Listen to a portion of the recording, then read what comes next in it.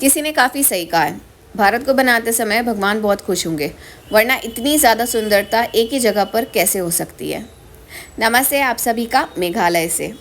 ये जगह जितनी सुंदर कैमरा से दिख रही है वो रियलिटी में इससे कई ज़्यादा गुना सुंदर थी। ऐसा कहा जाता है कि हर वीकेंड यहाँ के लोग घर से बाहर निकलकर रास्तों पर साफ़ सफाई करते हैं। गवर्नमेंट जितनी अलर्ट है साफ़ सफाई को लेके, उतने ही यहाँ के लोकल्स भी अलर्ट है। हमारा फर्स्ट हॉल था जीवा वेज रेस्टोरेंट में। पूरे सिटी में इसके बहुत ज़्यादा आउटलेट्स हैं। यहाँ का रेस्टोरेंट जितना अच्छा टेस्टी खाना बना रहा था, उतना ही रीज़नेबल रेट्स भी थे। ये थी छोटी सी शॉप जहाँ से हम लोगों को कुछ लेना तो नहीं था, पर ये क्यूटनेस देखकर हमने कुछ ना कुछ तो ख़रीद ही लिया। एक तो तय था कि यहाँ के लोगों को नेचर के साथ रहना बहुत अच्छी तरीके से आता है। आपको पता तो होगा ही कि मेघालय एक मैट्रियार्की सिस्टम को फॉलो करता है, मतलब यहाँ की औरतें हेड ऑफ़ द फैमिली होती है। और ये चीज़ आपको पर्सनल फ्रंट ही नहीं, प्रोफेशनल फ्रंट में भी दिखाई देगी, जहाँ पर औरतें लीड कर रही हैं चीज़ें। तो यहाँ था हमारा फर्स्ट स्टॉप उमेम लेक। ये लेक एक मैन मेड लेक है जो 1960s में बनाया गया था to preserve the wildlife. Seriously, मैंने कहा था ना, यहाँ के लोगों को नेचर के साथ रहना आता है। दरअसल ये जगह वाटर स्पोर्ट्स एक्टिविटी के लिए भी बहुत फेमस है, पर मैं गई थी रेनी सीज़न में, इसीलिए ज़्यादा वाटर स्पोर्ट्स एक्टिविटी हो नहीं रही थी। पर ये जगह काफ़ी ज़्यादा सुंदर थी। Instagrammable photos, pictures you can say आप आराम से ले सकते हैं। मैंने तो कई ज़्यादा ली थी। यहीं पर वाटर स्पोर्ट्स एक्टिविटी हो रही थी, एक दो हो रही थी, पर उसके लिए काफ़ी ज़्यादा लाइन थी, इसीलिए मैंने तो अवॉइड ही किया।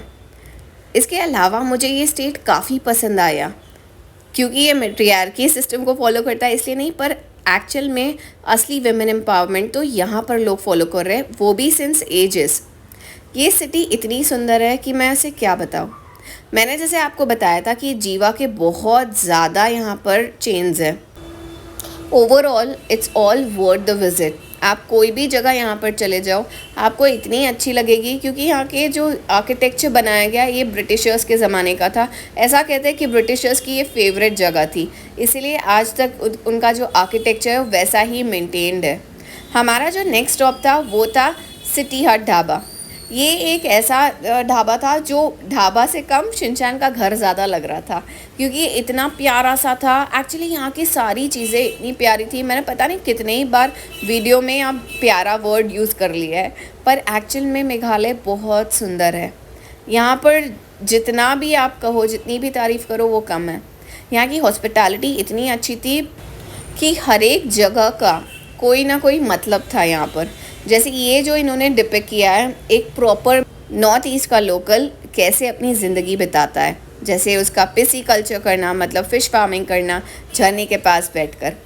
यहाँ का ओवरऑल वाइब, यही रेस्टोरेंट का नहीं पर ओवरऑल सारे ही रेस्टोरेंट्स में हाइजीन का बहुत ज़्यादा ध्यान रखा गया था। मेजर ऑक्यूपेशन यहाँ का स्टेट का है टूरिज़्म, तो इन्हें बहुत अच्छे से पता है टूरिस्ट को कैसे अट्रैक्ट करना है। ये कि जो जगह थी वो इतनी ज़्यादा एक्चुअली यहाँ पर वेटिंग थी, और हमें एक्चुअल में हाफ एन आवर वेट करना पड़ा है, पर it was worth the wait, क्योंकि सब कुछ था यहाँ पर। आप नॉर्थ ईस्ट की डिशेस बोलो या फिर आप कोई भी नॉर्थ इंडियन, साउथ इंडियन, सब कुछ यहाँ पर अवेलेबल था। लाइक ये जो नान बन रहे थे वो भी देखने में मज़ा आ रहा था, क्योंकि इतने सफाई से बन रहा था। दरअसल मेरे पेरेंट्स भी मेरे साथ इस ट्रिप में थे, इसलिए हम लोगों ने कोई एडवेंचर एक्टिविटी नहीं की। पर एडवेंचर्स अगर आप कर रहे हो तो इट्स ऑल सेफ़, और रेनी सीज़न में तो मत ही जाना, क्योंकि डाउकी और बहुत सारी जगह थी हम लोगों को जाना था, डबल ब्रिज, पर हम लोग जा नहीं पाए बिकॉज ऑफ लैंडस्लाइड, या फिर वहाँ पर बारिश बहुत ज़्यादा हो रही थी। पर इट वॉज़ ऑल वर्थ, जितना भी हम लोगों ने देखा यहाँ पर, इट वॉज़ ऑल अमेजिंग। अगर आप यहाँ की आइटिनरी बना रहे हो तो रेनी सीज़न में तो अवॉइड ही करना, पर अगर आप सोच रहे हो कि नहीं जस्ट मुझे नेचर देखना है, तो आप यहाँ पर आ सकते हो रेनी सीज़न में भी, क्योंकि nature is at its best during the rainy season. इसी के जस्ट 10 मिनट्स वॉकिंग डिस्टेंस पे था पुलिस बाज़ार, जहाँ पर सब कुछ मिल रहा था रास्ते में। सब कुछ से मेरा मतलब है सब कुछ। यहाँ से हम लोगों ने बहुत सारे सोवेनियर्स ख़रीदे, और कपड़ों के लिए तो ये जगह पैराडाइज थी। अगर आप यहाँ पर आ रहे हो तो पुलिस बाज़ार आना मत भूलना। यहाँ पर कपड़े इतने ज़्यादा अमेजिंग थे। अगर आपको कोरियन स्टाइल कपड़े पसंद हो या BTS स्टाइल, तो वो भी आपको मिल जाएंगे। It was like amazing. और यहाँ पर तो मतलब बोलते ना इलेक्ट्रॉनिक से लेके सब कुछ मिल रहा था, यू कैन सी दैट।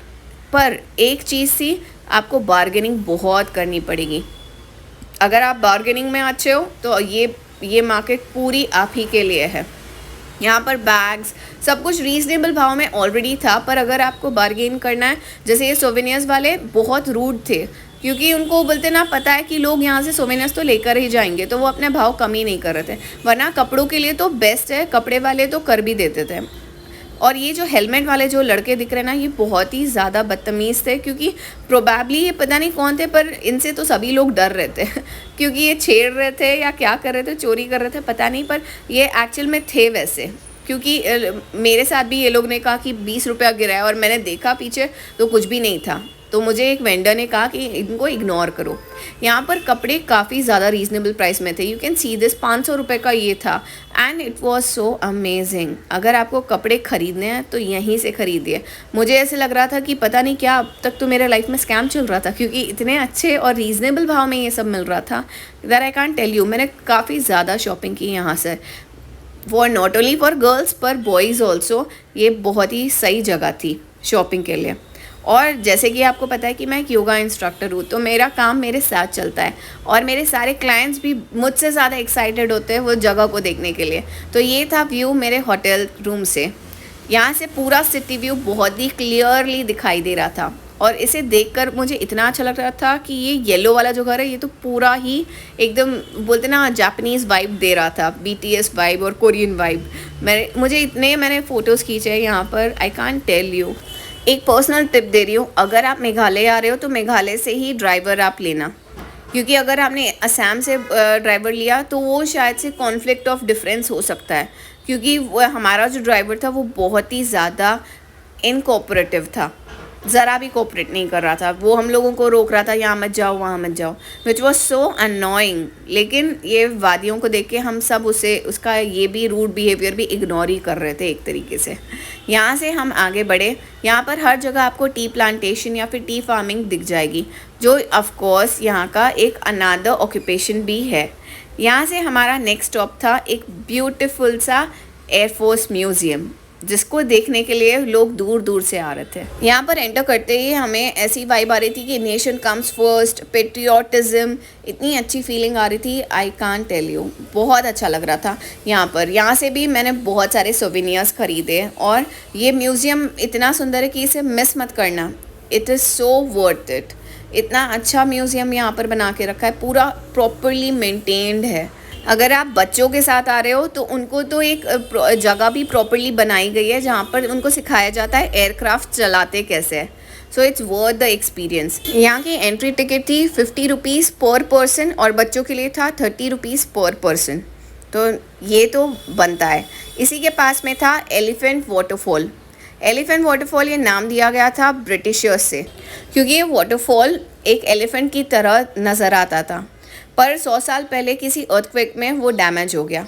यहाँ पर भी बाहर आपको बहुत सारे सोवेनियर शॉप मिल जाएंगे, जहाँ पर आप बहुत ही अच्छी शॉपिंग कर सकते हो। यहाँ पर अगर जो आपको चलने में दिक्कत है तो प्लीज़ इस जगह अवॉइड करना, बिकॉज इसकी एंट्री टिकट है 100 रुपीज़ पर पर्सन, और अगर आपको चलने में दिक्कत है तो इट्स ऑफ नो यूज़, क्योंकि यहाँ पर चलना बहुत पड़ता है। लेकिन इट्स वर्थ द विज़िट। अगर थोड़ा बहुत आप चल सकते हो तो फर्स्ट वाला लेयर तो देख सकते हो, क्योंकि यहाँ का जो वाटरफॉल है वो 3 लेयर्स में डिवाइडेड है।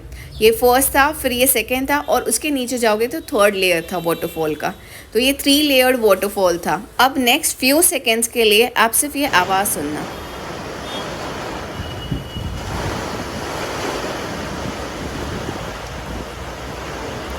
इससे 4 गुना ज़्यादा आवाज़ थी कल रात को। Welcome to Cherrapunji, wettest land on the earth. ये जगह इतनी सुंदर थी, पर रात को ये इतनी ज़्यादा डरावनी लग रही थी, क्योंकि हम लोगों को लग रहा था हमारा जो कॉटेज है वो बह के चला जाएगा, इतनी ज़्यादा आवाज़ थी। पर all thanks to this resort जहाँ पर हम रुके थे, साइमिका, वहाँ पर एक भी ड्रॉप हमारे कॉटेज के अंदर पानी नहीं गिरा। इतना स्ट्रॉन्गली बिल्ड किया गया था। यहाँ की पूरी वाइब इतनी सुंदर थी, ऐसा लग रहा था पता नहीं कहाँ कोई कार्टून कैरेक्टर के सिटी में आ चुके हैं। कल रात को ये जगह इतनी डरावनी लग रही थी, और आज सुबह इतनी सुंदर लग रही है ये। यहाँ के सारे कॉटेजेस बहुत ही दूर दूर बनाए गए थे, लेकिन बहुत ही अमेजिंगली बनाए गए थे। मुझे यहाँ पर इतना ज़्यादा पसंद आया। हम लोगों को 1-2 दिन और एक्सटेंड करना था, but because of rainy season हम लोगों ने सोचा यहाँ से एग्ज़िट लेना ही अच्छा होगा, क्योंकि यहाँ पर आंधी तूफान सब कुछ आ चुका था रात तक। इसीलिए हम लोगों ने ये बहुत ही शॉर्ट ट्रिप रखा। लेकिन अगर आप एडवेंचर भी करने वाले हो तो ये साइमिका रिसोर्ट को आप एक सेंटर बना सकते हो, जहाँ से सारी ये चीज़ें बहुत ज़्यादा पास में हैं, जैसे डबल ब्रिज, डाउकी, या फिर और भी कोई जगह आपको जाना है तो। इस रिसोर्ट में और भी कई सारी एक्टिविटी थी, पर ये जगह ही इतनी सुंदर थी कि कुछ एक्टिविटी करने का तो मन ही नहीं कर रहा था। ये था मेरा कॉटेज, और उसी के थोड़े दूर में था ये डाइनिंग एरिया। ये डाइनिंग एरिया भी बहुत ज़्यादा सुंदर था। एक एक चीज़ यहाँ पर ऐसा लग रहा था बहुत सोच समझ कर बनाई गई है। अगर आपको भी मेरे साथ ट्रैवल करने में मज़ा आ रहा है तो प्लीज़ मेरे चैनल को सब्सक्राइब कीजिए, क्योंकि एक योगा इंस्ट्रक्टर की लाइफ कैसी होती है वो दिखाने में मुझे बहुत मज़ा आता है आप लोगों को। Thank you.